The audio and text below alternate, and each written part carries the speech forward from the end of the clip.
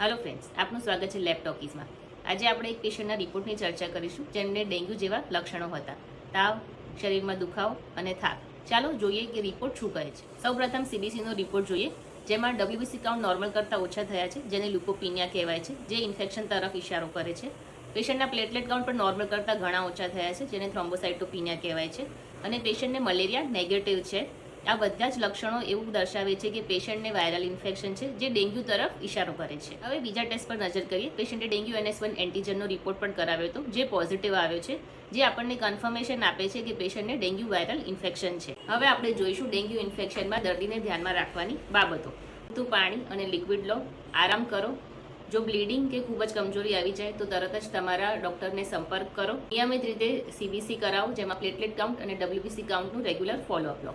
તો મિત્રો, આ રીતે લેબ રિપોર્ટ્સ આપણને ડેન્ગ્યુની ગંભીરતા વિશે માહિતગાર કરે છે। રિપોર્ટ સમજવું એટલું જ જરૂરી છે જેટલું રિપોર્ટ કરાવવું। આવા જ સરળ લેબ રિપોર્ટ સમજૂતી માટે ચેનલને લાઇક કરો અને સબસ્ક્રાઇબ કરો।